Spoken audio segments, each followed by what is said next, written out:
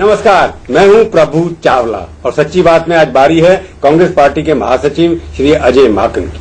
अजय जी, आपका बहुत बहुत स्वागत है। एक बार बताओ, आप चुनाव तो हार गए, ग्रेसफुली चुनाव हार मान क्यों नहीं लेते? आक्रमण 48 घंटे में शुरू सरकार के ऊपर। नहीं, जहां पे लोकतंत्र के अंदर जितनी जरूरत रूलिंग पार्टी की है, ऑपोजिशन की भी तो जरूरत है। आप तो ऑपोजिशन में नहीं रहे ना। नहीं, क्यों नहीं रहे? 44 सीटों में नहीं, हम लोग तो सेकंड लार्जेस्ट पार्टी अभी भी कांग्रेस है। तो सेकंड 44 नहीं, हमारे को लोगों का एक मैंडेट है, ना केवल सेकंड लार्जेस्ट पार्टी बल्कि परसेंटेज ऑफ वोट्स के हिसाब से भी 19% से ज्यादा वोट्स हमें मिले। हम सेकंड लार्जेस्ट पार्टी उस लिहाज से।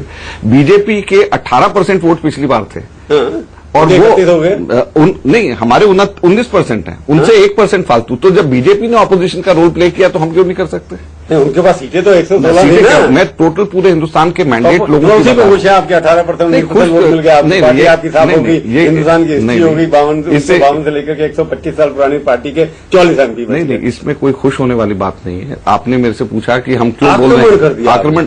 तो ऑपोजिशन का काम, अगर हम ऑपोजिशन ही नहीं अगर बोलेगी, ऑपोजिशन ही अगर आक्रमण नहीं करेगी तो लोकतंत्र चलेगा कैसे? ये कोई बात है? किसी मिनिस्टर क्यों बना, उसकी क्वालिफिकेशन ग्रेजुएशन होनी चाहिए, इसके ऊपर अटैक करना कोई बात हमारे को ये तो बड़ा बिल्कुल लगता है। देखिए, नहीं, लोगों का कहना यह है ऑपोजिशन ही अगर आक्रमण नहीं करेगी तो लोकतंत्र चलेगा कैसे? ये कोई बात है? किसी मिनिस्टर क्यों बना, उसकी क्वालिफिकेशन ग्रेजुएशन होनी चाहिए, इसके ऊपर अटैक करना कोई बात हमारे को ये तो बड़ा बिल्कुल लगता है। देखिए, नहीं, लोगों का कहना यह है, मेरा नहीं। मैं अच्छा, ठीक है। देखिए, जो कैबिनेट फॉर्मेशन हुई है, जब भी कैबिनेट फॉर्मेशन यूपीए के टाइम पे होती थी, बीजेपी अटैक करती थी। हमने केवल एक मिनिस्टर की बात नहीं करी है।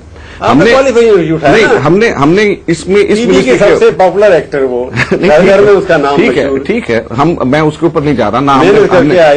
बिल्कुल हम उसका स्वागत करते हैं। हम उसके ऊपर अटैक नहीं कर रहे, पर्सनल अटैक नहीं कर रहे। हमने एक सवाल पूछूंगा, सब पूछूंगा इसके मतलब इसलिए अटैक कर रहे हैं क्योंकि राहुल गांधी को उसने वोट कम करा। नहीं, ऐसा नहीं है। हमने पूरी की पूरी मिनिस्ट्री फॉर्मेशन कैबिनेट के बारे में बोला।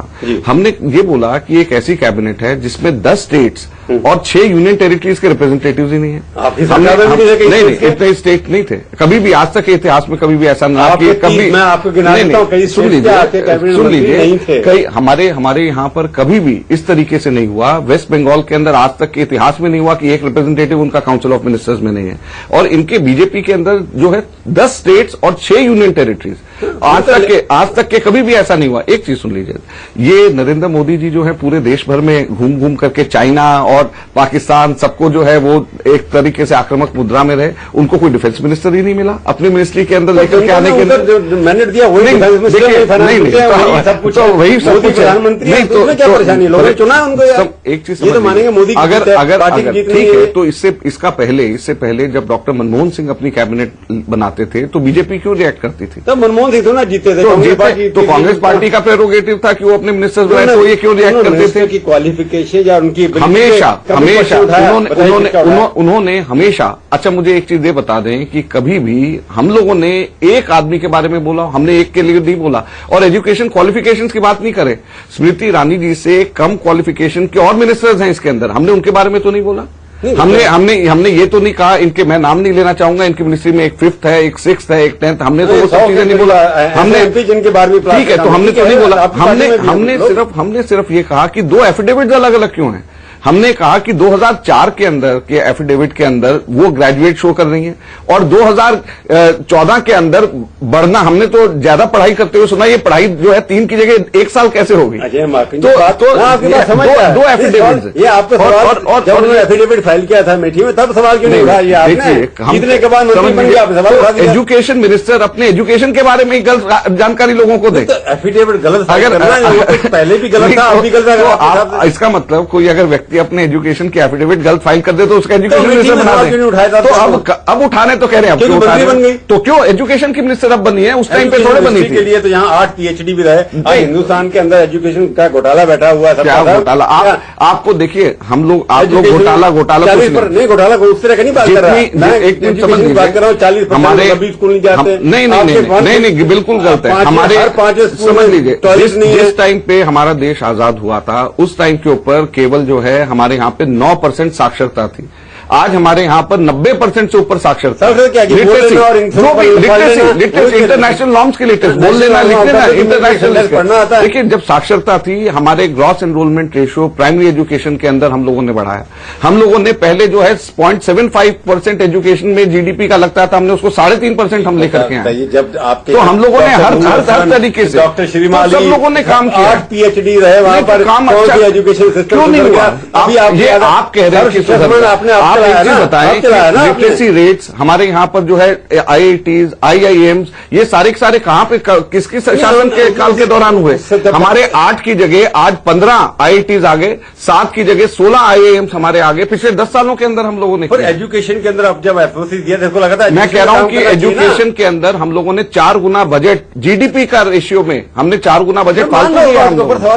राइट टू एजुकेशन हम लेकर के आए, डिग्री की जरूरत है। तो ये हमारे पढ़े लिखे आपके नेताओं के हमारे पढ़े लिखे जो मिनिस्टर्स हैं उन लोगों ने किया। नहीं, उन्हें पढ़े लिखे अनपढ़ नहीं कर सकते ये काम। नहीं, कहा देखिए, लॉ मिनिस्ट्री में हमेशा एक नॉर्म रहा है देश के अंदर। बीजेपी वालों ने सवाल के बाद किया, नहीं, प्राइम मिनिस्टर का नहीं, हमारे देश के अंदर 2 मिनिस्ट्रीज के अनरिटन नॉर्म रहा है। लॉ मिनिस्टर हमेशा वकील रहे हैं और एजुकेशन मिनिस्टर हमेशा शिक्षाविद रहे हैं या हाईली एजुकेटेड रहे हैं। दोनों के दोनों भी पायलट होना चाहिए। सिविल एविएशन का कभी भी ऐसा नॉर्म नहीं रहा ना। मैं आपको ये बता रहा हूं, आप मेरे को आजादी से लेकर के अब तक के बता दें कि कौन सा ऐसा मिनिस्टर रहा है एजुकेशन का जो शिक्षाविद नहीं रहा। जो व्यक्ति, एक मिनट मेरी बात, अब आपने रेस करी तो बात सुन लीजिए। जो व्यक्ति फॉर्मल एजुकेशन में जिसने ग्रेजुएशन नहीं करी है, वो व्यक्ति कैसे इंस्पायर करेगा लोगों को ग्रेजुएशन करने के लिए, लोगों को हायर डिग्रीज लेने के लिए? IITs, IIMs, PhD, ये सब के सब UGC यूनिवर्सिटी फॉर्मल पढ़ाई नहीं था, आइंस्टाइन ने इतना बड़ा। तो आइंस्टाइन समझ लीजिए, तो आइंस्टाइन कोई एजुकेशन मिनिस्टर बना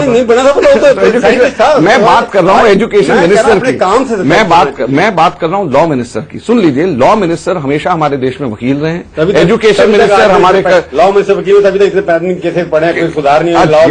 अब ये पेंडिंग हुआ सारा का। अच्छा, तो जब बीजेपी की सुन लीजिए, बीजेपी की जब गवर्नमेंट आती है, दोनों सरकार की बात कर रहा हूं, दोनों सर अटल बिहारी वाजपेयी जी के टाइम के ऊपर मुरली मनोहर जी थे, वो खुद वहां पे थे। लॉ मिनिस्ट्री का भट्टा बैठ गया, वहां भी रहे और आप यहाँ भी भट्टा बैठ गए। नहीं, आप तो भट्टा बिठाने में विश्वास रख रहे हो, मेरे हिसाब से भट्टा नहीं बैठा। रिफॉर्म, लीगल रिफॉर्म नहीं हुआ, लिटिगेशन नहीं हुआ। ठीक है, तो जो चीजें नहीं है, लेकिन आज भी देश के अंदर रूल ऑफ लॉ चलता है। आज भी हम लोग चाइना से क्यों बेटर है, दूसरे और कंट्री से क्यों बेटर है? क्योंकि यहाँ पे रूल ऑफ लॉ है, यहाँ पे कानून क्या शासन है। लालू प्रसाद यादव MA LLB हैं, तो लालू उनके प्रदेश में जंगल राज हो गया था। तो लालू यादव जी के टाइम के इसी लॉ मिनिस्ट्री की वजह से, इसी कानून की वजह से उनको जब सजा हुई तो वो जेल भी गए ना। यही तो हमारे देश में कानून का शासन है। उससे पहले भी जा चुका है जेल। सवाल यह है कि अटैक करना, मैं जो बात कर रहा है, आपने कहीं प्रिंसिपल पे अटैक, आप थोड़ा इंतजार करिए, आप तो मान लिए प्रभु जी, इंतजार किस चीज की करें? आज कैबिनेट फॉर्मेशन हुई है जिसके अंदर इतनी सारी गलतियां हैं, स्टेट्स का रिप्रेजेंटेशन ढंग से नहीं है, जो लोग जितना डिजर्व करते हैं उनको वहां पे नहीं रखा जा रहा है, तो हम लोग कैबिनेट फॉर्मेशन का अटैक 6 महीने बाद करें, अभी नहीं करेंगे। काफी लोगों ने, आपकी अपनी पार्टी ने आपको सपोर्ट नहीं किया। ठीक है, उन्होंने अपने विचार व्यक्त किए, सबके विचार हैं हमारे यहाँ पे। मैंने लेकिन भी आपके बारे में बोल दिया कि पायलट होना चाहिए, ये होना चाहिए, वो ठीक है, उस बात को छोड़ दीजिए, भूलिए। मैं ये कहना चाहता हूं कि पार्टी हार गई, अब आपके पास प्लान B क्या है? देखिए, प्लान B, लोग कहते हैं कि राहुल गांधी की वजह से, उनकी टीम में आप बड़े इम्पोर्टेंट कड़ी हैं। आज मैंने स्टेटमेंट, सिंहदेव साहब ने स्टेटमेंट दे दिया, पहली बार आ रहे हैं कि राहुल गांधी की जो टीम थी उनको मिसगाइड करती थी, इसलिए हार गए। देखिए, बड़ी सीधी सी बात है। और केरला वाले जोकरी बोल दिया। नहीं, ये तो बहुत दुर्भाग्यपूर्ण है। गलत है। और देखिए, आज यही राहुल जी के नेतृत्व की वजह से 2009 के अंदर हम लोग 206 सीट्स पे जीत करके आए। इन्हीं राहुल जी के नेतृत्व से, नहीं, सोनिया जी का नेतृत्व था, राहुल जी का भी था। यूपी में तो पूरा राहुल जी का नेतृत्व भी था, 22 सीटें हम लोग जीते थे उसके, बेशक, लेकिन 22 सीटें भी तो राहुल जी के नेतृत्व में यूपी के अंदर हमारे। ठीक है, हम लोग ये मानते हैं कि जिस वक्त जीत होती, बहुत सब लोग जो है वो पीछे लग जाते हैं कि हमारी वजह से हुई, और हारने के वक्त बहुत सारे। लेकिन हम लोगों ने जब इस चीज का आत्मचिंतन हो रहा है, इस चीज का सेल्फ इंट्रोस्पेक्शन हमारे यहाँ पार्टी में हर लेवल पे हो रहा है, तो मैं नहीं समझता कि इसके ऊपर किसी भी व्यक्ति को जंप करना चाहिए गन से पहले। किसी भी व्यक्ति को इंतजार करना चाहिए इंट्रोस्पेक्शन होने के बाद में, और अलग अलग जगहों के ऊपर। 1969 के अंदर जब थोड़ी मिसेज गांधी के ऊपर अटैक हुआ था, लोगों ने किया था, पार्टी पट गई थी आपकी। इस बार पहले भी कई बार अटैक हुए पर पर्सनल गांधी परिवार के ऊपर कभी अटैक नहीं हुआ, तो आपकी कमजोरी इतनी हो गई, कुछ कांग्रेस में हिम्मत बढ़ गई है कि परिवार के ऊपर अटैक करना शुरू? नहीं, ऐसा कहाँ अटैक, कोई भी अटैक नहीं है। एक आध अगर किसी भी जगह के ऊपर राहुल को ब्लेम करना है, राहुल जी को ब्लेम करना है, लेकिन ठीक है, टीम के अंदर अच्छे लोग भी हैं, बुरे लोग भी हैं, हम लोगों में बहुत सारी कमियां हो सकती हैं, हम लोग उस कमियों को एक्सेप्ट करते हैं, देखते हैं कि उस कमियों को कैसे दूर करा जा सकता है। हम लोग किसी भी चीज में जब एक्शन में जा रहे हैं, बिल्कुल उन्होंने मॉरल रिस्पॉन्सिबिलिटी ना केवल देश की जनता के सामने बल्कि सीडब्ल्यूसी में भी किया। लेकिन हम सब के सब लोग सीडब्ल्यूसी के जो मेंबर्स हैं, हम सब के सब लोगों को लगता है कि कांग्रेस प्रेसिडेंट और वाइस प्रेसिडेंट दोनों ने कांग्रेस को एक रखने में, देश के अंदर एक वायबल ऑपोजिशन लेकर आने में उनका एक बहुत बड़ा रोल होगा, उनको प्ले करना चाहिए। पूछना चाहता हूं आपसे ब्रेक लेने से पहले, उसका जवाब ब्रेक के बाद देना कि राहुल जी ने रिस्पॉन्सिबिलिटी दी, सोनिया जी ने रिस्पॉन्सिबिलिटी दी, बाकी कई प्रदेश अध्यक्षों ने नहीं ली दबानी, किसी इस्तीफा नहीं दिया, और स्मृति ईरानी के ऊपर भी आपने कहा कुछ लगता नहीं कि आपको स्मृति ईरानी को भी क्या रिग्रेट है, मेरे को वापस कर लेना चाहिए, और राहुल जी को कि मैं अभी दूसरी लीडरशिप को सफरा, ऐसा कोई पॉसिबिलिटी हो सकती है? मैं पूछूंगा आपसे ब्रेक के बाद। स्मृति ईरानी को थोड़ा समझाना कि कई बार दिमाग निकल जाते हैं, गर्मी में होता है, जोशी आप यंग हैं, कड़े ब्राइट हैं, तो आपने कह दिया, आपको लगता नहीं कि आपको इस बारे में थोड़ा विड्रॉ करके खेत पकड़ करना चाहिए? नहीं, देखिए मैंने फैक्ट्स रखा है और लोगों के सामने ऑपोजिशन का काम है। कोई भी आपको रिग्रेट करने की जरूरत है? क्यों हो?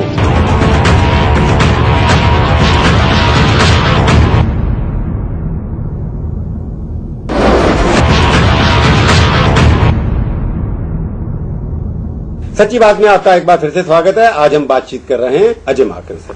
मैं स्मृति ईरानी को थोड़ा सिलाना कि कई बार दिमाग निकल जाते हैं, गर्मी में होता है, जोशी आप यंग हैं, कड़े ब्राइट हैं, तो आपने कह दिया, आपको लगता नहीं कि आपको इस बारे में थोड़ा विड्रॉ करके खेत प्रकट करना चाहिए? नहीं, देखिए मैंने फैक्ट्स रखा है और जब मैंने फैक्ट सामने रखे, मैंने कोई जजमेंटल अपना नहीं दिया, और जो मैंने फैक्ट्स रखा लोगों के सामने है और लोगों के सामने ऑपोजिशन इस बारे में थोड़ा विड्रॉ करके खेत प्रकट करना चाहिए? नहीं, देखिए मैंने फैक्ट्स रखा है और जब मैंने फैक्ट सामने रखे, मैंने कोई जजमेंटल अपना नहीं दिया, और जो मैंने फैक्ट्स रखा लोगों के सामने है और लोगों के सामने ऑपोजिशन का काम है। कोई भी आपको रिग्रेट करने की जरूरत है? क्यों हो, मेरे को इसके बारे में क्यों कोई रिग्रेट हो, जबकि मैंने फैक्ट्स लोगों के सामने रखा है। चलिए उसको छोड़िए आप, पर एक बात बता दीजिए कि लोकसभा जो चुनाव हुआ है उसमें नेतृत्व परिवर्तन की जरूरत लगती है आपको? मुझे नहीं लगता, क्योंकि कांग्रेस अध्यक्ष और उपाध्यक्ष दोनों के दोनों ने बहुत अच्छा नेतृत्व पिछले 10 सालों में कांग्रेस को दिया है और उनकी वजह से कांग्रेस आज यहां तक पहुंची है। उससे पहले बहुत ही खराब स्थिति में हम लोग एक बार आ गए थे। तो जिन्होंने हमें नेतृत्व दिया है, डायरेक्शन दिया है, जिनके आगे हम ऑपोजिशन के अंदर और अच्छा वायबल ऑपोजिशन हम प्ले कर सकते हैं रोल, उनके नेतृत्व की बहुत सख्त हम लोगों को जरूरत है। मैं नहीं समझता कि तो जिन्होंने पहले जिताया वो राहुल गांधी और सोनिया गांधी में ही आप समझते हैं? बिल्कुल, कि वही पार्टी को दोबारा ला सकते हैं? बिल्कुल, उन्होंने 2004 में जिताया, 2009 में जिताया, तो ये सब की सब चीजें हम लोग कैसे भूल सकते हैं? भैया अभी भूल सकते हैं? कांग्रेस के अंदर गांधी के परिवार के अलावा कोई ऐसा हस्ती नहीं है जो कांग्रेस को जितवा सके? देखिए, ना केवल सोनिया जी और राहुल जी कांग्रेस पार्टी के अंदर, बल्कि आम देश की जनता के अंदर भी उनसे बड़ा कोई लीडर नहीं है, उनसे ज्यादा एक्सेप्टेबिलिटी किसी की भी नहीं है। और हम लोग उनके साथ हैं क्योंकि हमें लगता है कि कांग्रेस जिस कारण से कांग्रेस बनी थी, जो कांग्रेस के सिद्धांत हैं, जो कांग्रेस सेकुलरिज्म को, डेवलपमेंट को, हर व्यक्ति को साथ लेकर के चलने के लिए जो कांग्रेस बनी है, उसको सबसे अच्छी तरीके से उन सिद्धांतों को राहुल जी और सोनिया जी ही आगे ले जा सकते हैं। जब तक कांग्रेस पार्टी है तब तक इनका नेतृत्व गांधी परिवार ही करता रहेगा? कांग्रेस और श्रीमती सोनिया गांधी जी और राहुल गांधी जी इनसेपरेबल हैं, उनको इकट्ठा इनसेपरेबल, उनको अलग से देख ही नहीं सकते। कांग्रेस इनसेपरेबल है, हमारा नहीं, हमारे देश का भविष्य भी उनमें है, उनके नेतृत्व के अंदर है। और वही एक ऐसे लोग हैं जो कि पूरे देश को रिजेक्ट कर दिया ना? नहीं, समझे नहीं, देश ने हमें 2004 और 2009 के अंदर आज की बात कर रहा हूं मैं, आज कोई भी चीज ऐसी स्थायी नहीं रहती है। तो आपका कहना मतलब कि देश जब 1985 का मैंडेट हमारा स्थायी नहीं रहा, तो अभी भी ये स्थायी नहीं रहा। भविष्य भी गांधी परिवार के हाथों में ही सुरक्षित है। मैं कांग्रेस के माध्यम से देश को आगे कांग्रेस पार्टी ही ले जा सकती है और कांग्रेस के अंदर राहुल जी और श्रीमती सोनिया गांधी जी ही कांग्रेस को आगे ले जा सकते हैं। अभी इलेक्शन हो रहे 5 स्टेट्स के, उसमें पता चलेगा आपकी क्या कितना आगे ले जा सकते हैं? देखिए, इलेक्शन तो आएंगे जाएंगे, इलेक्शंस तो आएंगे जाएंगे। इलेक्शंस के साथ में हम लोग जोड़ करके अपने नेतृत्व को नहीं देखते हैं।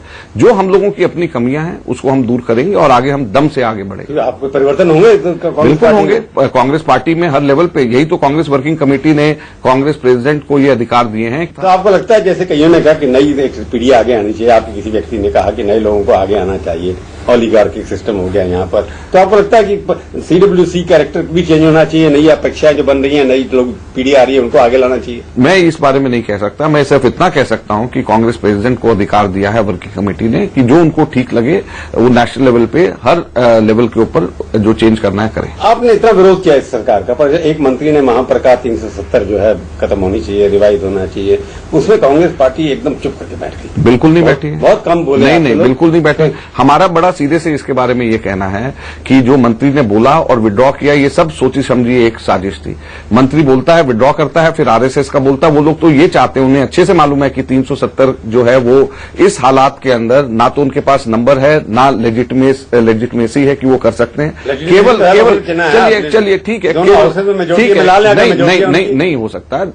केवल उसको इशू बनाने के लिए किया जा रहा है, और उसको इशू बनाने के लिए इसलिए किया जा रहा है ताकि जम्मू कश्मीर में इलेक्शंस हैं और दूसरी स्टेट्स में इलेक्शंस है, उसके अलावा कुछ नहीं है। एक बात बताओ, जो उन्होंने 370 उन्हें मंदिर बनाने की, मैंने पिछले से बात की आप इनके बाद मेजोरिटी है, इनको मंदिर बनाना चाहिए, तो पार्लियामेंट में बिल लाना चाहिए। अगर वो लाएंगे तो क्या करेंगे आप? देखिए, हम तो ये हमारा बड़ा सीधे से मामला ये कोर्ट में है, सीधे से हमारा मानना है। हमारे वर्किंग कमेटी का ऐसे कैसे लागू नहीं होता? उनके कहने से क्या होता है? कोर्ट के अंदर मामला है, कोर्ट के अंदर लंबित पड़ा हुआ मामला, और सुप्रीम कोर्ट इसको देखेगी और सुप्रीम कोर्ट फाइनल इस पर डिसीजन करेगी। तो आप कहते हैं पार्लियामेंट में बिल लाएंगे तो आप उसको नहीं मानेंगे? बिल्कुल, कैसे हो सकता है? जब सुप्रीम कोर्ट में पड़ा हुआ है लंबित मामला, तो सुप्रीम कोर्ट उसको तय करेगी। नहीं, अबव नहीं, कॉन्स्टिट्यूशन इज अबव एवरीथिंग। हमारे कॉन्स्टिट्यूशन हमारे यहाँ पर ब्रिटिश सिस्टम की तरह नहीं, आपने ऑर्डिनेंस बिल्कुल नहीं। हमारे ये कॉन्स्टिट्यूशन की बात है, ये कॉन्स्टिट्यूशन की बात है। Constitution is above every. Constitution में ये कॉन्स्टिट्यूशन की बात है। पार्लियामेंट अमेंड कर सकती है, जो आपने हमारा मानना है, रिवर्स किया हमारा मानना है कि इस मामले के अंदर सुप्रीम कोर्ट को ही फैसला देना चाहिए और सुप्रीम कोर्ट के फैसले को सबको मानना चाहिए। तो आप सुप्रीम कोर्ट का फैसला मानेंगे? बिल्कुल। मतलब पार्लियामेंट पास नहीं होने देंगे? ये सुप्रीम कोर्ट के ही हमारी लाइन है और हमारी पार्टी की वर्किंग कमेटी का कहना है। पार्लियामेंट चलने देंगे ना आप? पार्लियामेंट हम लोग बीजेपी की तरह हम ऑपोजिशन नहीं करते, हम कंस्ट्रक्टिव ऑपोजिशन करेंगे, लेकिन दमदार ऑपोजिशन करेंगे। दिल्ली में सरकार का क्या लगता है? दिल्ली में सरकार और फिर केजरीवाल को सपोर्ट करेंगे? बिल्कुल नहीं करेंगे। हम लोगों ने तो कह दिया है कि हम चुनाव होना चाहिए। चुनाव होना चाहिए, हम लोग तैयार। चुनाव के लिए फिर हारने के लिए तैयार हैं? नहीं, हार जीत तो जनता उसको देखिए, डेमोक्रेसी के अंदर हार भी होती है, जीत भी होती है, और हम लोग 15 साल से लगातार जीतते चले आ रहे हैं। अब जनता अगर दूसरों को मौका देना चाहती है तो बेशक दें, तो कंपेयर भी होगा। आप चीफ मिनिस्टर के उम्मीदवार खुद होंगे कि नहीं होंगे? नहीं, मैं तो अभी तो यहाँ पे आपके साथ बात कर रहा हूँ, नेशनल इश्यूज के ऊपर कर रहा हूँ। आपको अच्छा नहीं लगता है तो आप राष्ट्रीय नेता बन गए आप? राष्ट्रीय नेता या नहीं, हर एक व्यक्ति का दिल्ली में नेता कौन है आपके पास? नहीं, बहुत नेता है हमारे, बहुत अच्छे हमारे पीसीसी प्रेसिडेंट बहुत अच्छा काम कर रहे हैं, हमारे लीडर ऑफ ऑपोजिशन बहुत अच्छे हैं, हमारे जो एमएलए बहुत अच्छे हैं, हमारे फॉर्मर मिनिस्टर्स कई बहुत अच्छे हैं। हर 7 सीटों का नंबर 3 रह गए। नहीं, तो ये जनता ने अपना एक मत दिया है, लेकिन वो मत हमेशा के लिए नहीं होता, वो तो एक समय के लिए होता है। इनको भी मौका मिला है, देखेगी जनता, कंपेयर करेगी, हम फिर वापस आएंगे। तो आपको लगता है कि फ्यूचर अभी भी आपका अच्छा लगता है? बिल्कुल अच्छा है। आपके भी अच्छे दिन कभी आएंगे? हमारे ही अच्छे दिन आएंगे। आपके आएंगे? हमारे ही आएंगे। हमारे ही आएंगे। चलो, हमारे स्टूडियो में है। बहुत बहुत धन्यवाद। तो ये थी आज की सच्ची बात। अगले हफ्ते आएगी बारी किसी और हस्ती की, और उनसे हम करेंगे सच्ची बात इसी समय, इसी चैनल पर। तब तक के लिए प्रभु चावला का नमस्कार।